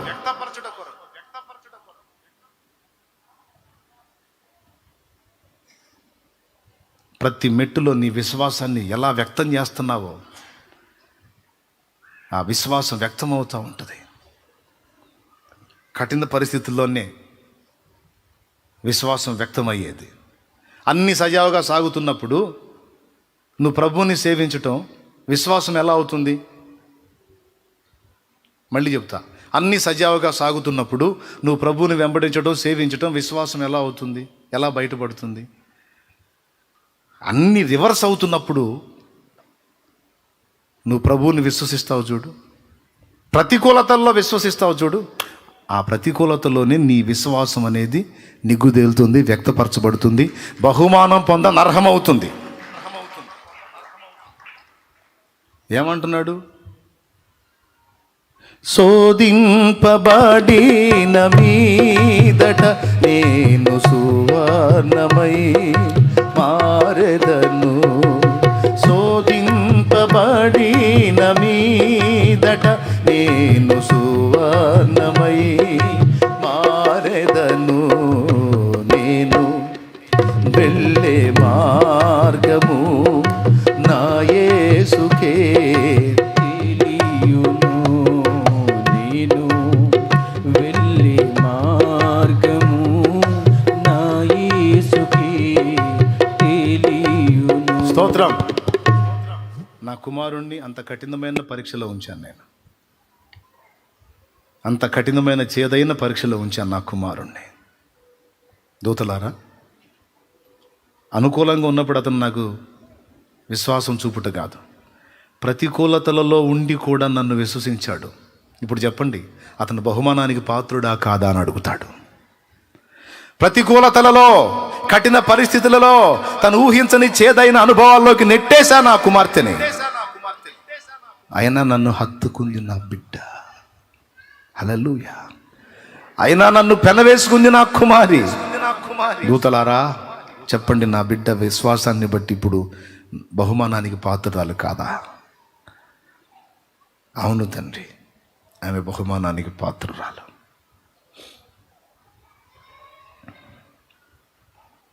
ఎక్కడ వెళ్ళడైతే? అనుకూలతలలోనా ప్రతికూలతలలోనా?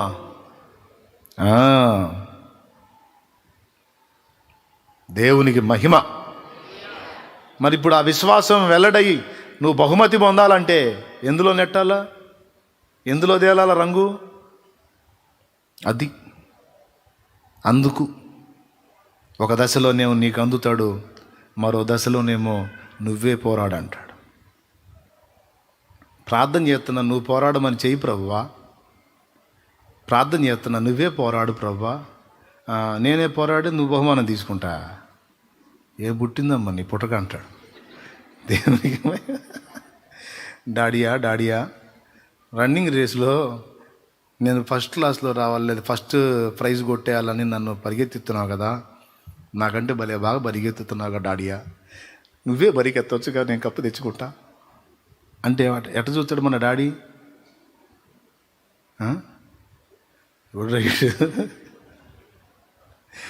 నేను నీకు అనుభవాలు నేర్పుతా, అక్కడ రన్నింగ్ పోటీలో నేను నీకుండను, ప్రత్యర్థులే ఉంటారు. హలో, నేర్చుకునే ట్రైనింగ్లో మాత్రమే నేను నీకు తోడుంటా. రంగంలోకి దిగిన తర్వాత ప్రత్యర్థులే ఉంటారు, నేను ఉండనురా, నేను పక్క నుండి చూడటమే.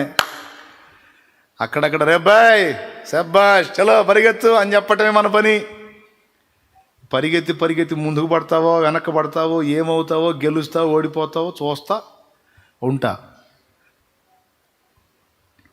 ప్రోత్సహిస్తా, అవసరమైతే చేతులూపుతా. అంతేగాని నేను లోపలికి వచ్చి నువ్వు పక్కకు వర నేను పరిగెత్తుతాను అనేదిలే. నేను పరిగెత్తితే నువ్వు బహుమానం తెచ్చేది ఏంద్రా? నువ్వే పరిగెత్తాలి, నువ్వే పోరాడాలి. ఆ అవగాహన కల్పించేంత వరకు నేను నీతో ఉంటా. తర్వాత నీ ప్రత్యర్థుల మధ్యలోకి దించుతా నిన్ను. ఇప్పుడు నీ ప్రత్యర్థులు ఎవరు? లోకాశలు, శరీరాశ, నేత్రాశ, జీవోపడంబం, భోగేచ్ఛలు, కామేచ్ఛలు, పాపేచ్ఛలు, ప్రలోభాలు, అన్నీ అగచాట్లు, హింసలు, నిందలు, అవమానాలు, వ్యతిరేకతలు, ప్రతికూలతలు. నీ ప్రత్యర్థులు దయ్యాలు, దురాత్మలు, దుష్టశక్తులు, నీ ప్రత్యర్థులు. వీటన్నిటి మధ్యలో పెడతా నిన్ను. అర్థమైతే గట్టిగా స్తోత్రం చెప్పు, అర్థం కాకపోయినా చెప్పు.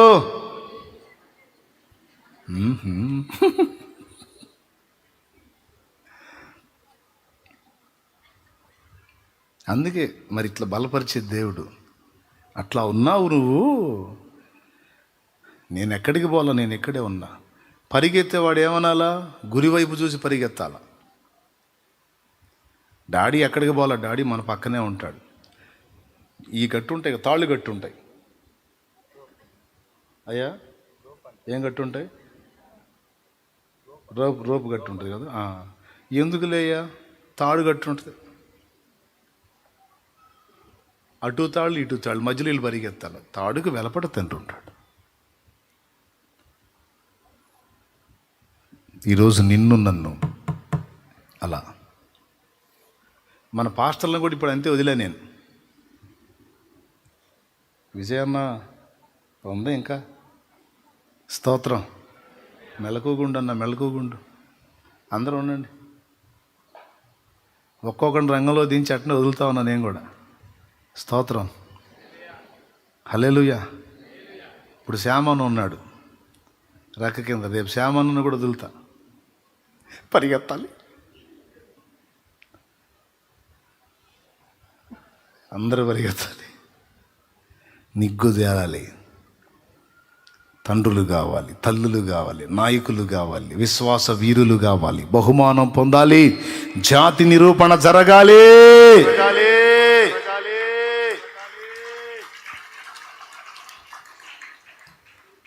బబులోన్లో ఉంచాడు భక్తులను తీసుకెళ్ళి. ఈ అనుభవాలే. యూదాలోనేమో అందుబాటులో ఉండి అన్నీ తానయ్యాడు. ఆ అనుభవాలు నేర్పి దేవునితో కనెక్ట్ అయిన తర్వాత బానిసలుగా కొనిపోయేటట్టు చేశాడు. ఈ నలుగురిని అందులో చేర్చాడు. చేర్చి వాళ్ళని అసలు పట్టించుకున్నట్టు దేవుడు మౌనం అయిపోయాడు. విచిత్రం చెప్పనా? వాళ్ళని దేవుడు పట్టుకోలేదు, బబులోన్లో వాళ్ళే దేవుణ్ణి గట్టిగా హత్తుకున్నారు. హల్లెలూయా, హల్లెలూయా. బబులోన్లో వారే దేవుని హత్తుకున్నారు. రాజువైన నెబుకద్నెజరు, ఇందును గూర్చి నీకు ప్రత్యుత్తరం ఇయ్యవలన చింత మాకు లేదు. నువ్వు వేడిమి గల అగ్నిగుండాన్ని సిద్ధపరిస్తే అందులోంచి మమ్మల్ని కాపాడలేనంత చేతగానోడు కాదు మా దేవుడు. కాపాడకపోయినా పర్వాలా, మేమైతే వెనకడుగు వేసేది లేదు. మా విషయంలో ఆయన అపనమ్మకస్తుడు అయితే కానీ, ఆయన కాడు, అపనమ్మకస్తుడిలాగా చేస్తే చేయని, మేమైతే ఆయనకి నమ్మకంగా ఉండాలనుకుంటున్నాం. ఎక్కడ బయటపడింది వీళ్ళ నమ్మకత్వం? ప్రతికూలతలోనా అనుకూలతలోనా? అది అర్థం కావాలి. ప్రతికూలతలో బయటపడింది వీళ్ళ నమ్మకత్వం, వాళ్ళ విశ్వాసం. అనుకూలతలో ఏడ బయటపడింది? దానియేలు ఒకవేళ యోధాలోనే ఉన్నాడు అనుకో, షడ్రకు మేషకు అబేద్నెగోలు యోధాలోనే ఉన్నారనుకో, నీకు నాకు తెలిసేవాళ్ళ? అది అసలు రహస్యం. స్తోత్రం. నీకు నాకు తెలియరిక వాళ్ళు. ఎందుకంటే వాళ్ళ విశ్వాసానికి అగ్ని పరీక్షలు లేవు, అక్కడ పోరాటం లేదు, ప్రతికూలతలు లేవు, నిందలు లేవు, అవమానాలు లేవు, ఎదురు దెబ్బలు లేవు, అగ్నిగుండం లేదు. యోధా దేశంలో హ్యాపీ. ఒక దానియేలు నీకెట్ట పరిచయం అవుతాడు? ఒక షడ్రకు మేషకు అబేద్నెగోలు నీకు ఎలా పరిచయం అవుతారు? వాళ్ళని దేవుడు ఘనపరచాలనుకున్నాడు. కొట్టు చప్పట్లో.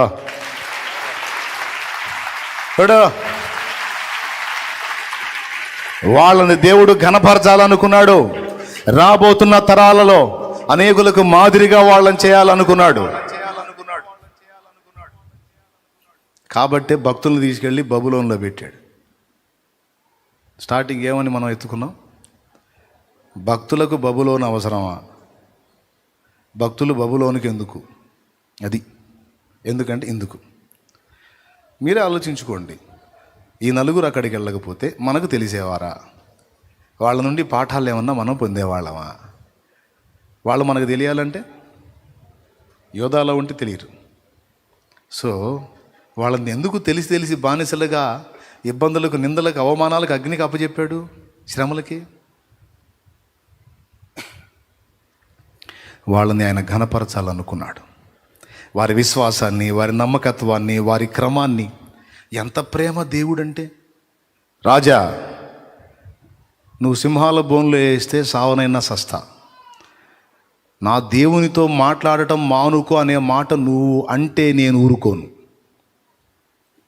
నా దేవునితో మాట్లాడకుండా ఒక పూట గడపటం కంటే చావే నయం.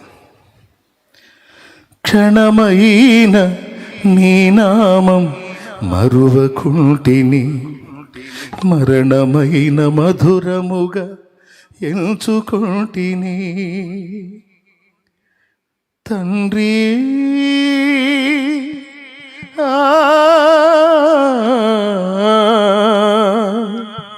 తండ్రి తండ్రి తండ్రి, క్షణమైన నీ నామం మరువకుంటిని, మరణమైన మధురముగా ఎంచుకుంటిని. క్షణమైన నీ నామం మరువకుంటిని, మరణమైన మధురముగా ఎంచుకుంటిని. తండ్రి ఉన్నావని బ్రతుకుచుంటిని, తండ్రి నీ ఉన్నావని బ్రతుకుచుంటిని. నీ కొరకు నేను, నా కొరకు నీవు, నా కొరకు నీవు, నీ కొరకు నేను. నీవుగాక ఎవరు నాకు లేరయ్యా, నీవుగాక ఎవరు నాకు లేరయ్యా. నీవే నీవే నా ప్రాణము, నీవే నీవే నా సర్వము.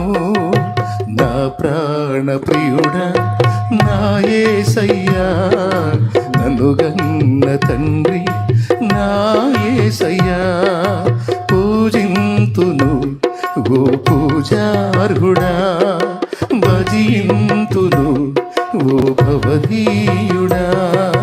నీవుగాక ఎవరు నాకు లేరయ్యా, నీవుగాక ఎవరు నాకు లేరయ్యా. నీవే నీవే నా ప్రాణము, నీవే నీవే నా సర్వము. యూదాలో ఉంటే అన్నీ తెలియవు. ఇశ్రాయేల్ దేశంలో, యూదా దేశంలో ఉంటే అన్నీ తెలుస్తాయి మనకి. అవి ఏం రావుగా. అగ్నిగుండం వచ్చేదా వాళ్ళకి? సింహాల బోనం వచ్చేదా? స్వప్నము దాని భావం మొత్తం మీరే చెప్పాలనే పరిస్థితి వచ్చేదా? వాటిలోనికి నెట్టి అక్కడ వాళ్ళేందో జనానికి చూపి తన దాసులను ఘనపరచని ఇష్టపడినందుననే ఆనాటి భక్తులను అలాగ అనుమతించినట్టు ఈరోజు నిన్ను నన్ను ప్రతికూలతల్లోనికి నెడుతున్నాడు కొన్నిసార్లు. స్తోత్రం, హల్లెలూయా. ఎన్నైనా ఘనపరచని ఇష్టపడినందున నెట్టుతున్నాడు. ఆఖరి మాట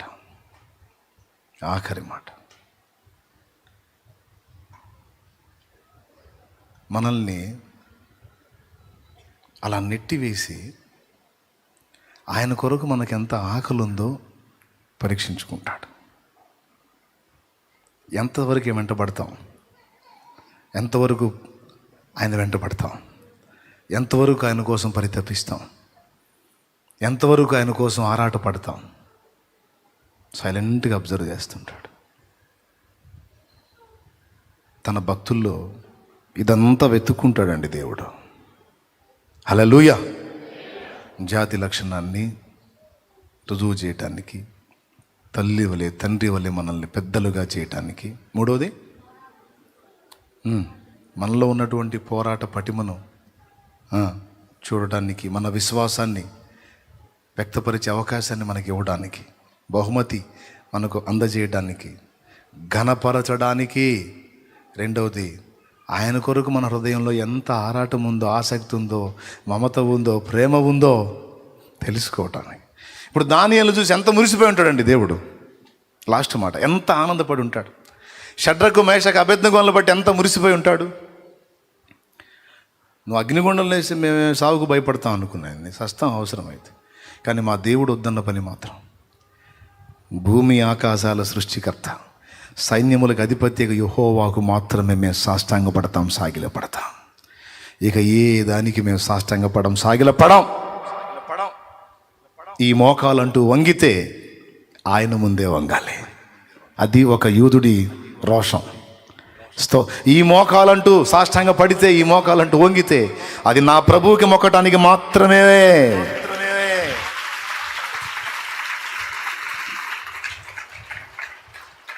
ఈ పెదవి ముద్దాడాలంటే నా ప్రభువునే. ఇక దేనికి మోకాళ్ళలోనకయో దేన్ని ముద్దు పెట్టుకొనకయో ఉందమని మా తీర్మానం. ఏమైంది చివరికి? అగ్నిగుండం ఒక వెంట్రుకను కూడా కాల్చలేకపోయింది. సింహాలైన నోళ్ళు మూశాయి. భక్తులు ఘనపరచబడ్డారు. భక్తులను ఆదుకున్న నా దేవుడు మహిమ పొందాడు. దానియేలు దేవుడే నిజమైన దేవుడు. షడ్రకు మేషకు అబేద్నెగోల దేవుడే పూజార్హుడు. ఎందుకు దేవా నాకు ఈ పరిస్థితి, ఎందుకు నాకు ఈ ప్రతికూలత అని అడిగే ప్రతి ఒక్కరికి 6 సమాధానాలు. భక్తులకు బబులోను ఎందుకు, బబులోను చెరెందుకు? బబులోను 2 అనుభవాలు చూపిస్తుంది. 1 శ్రమ, 2 లోకం.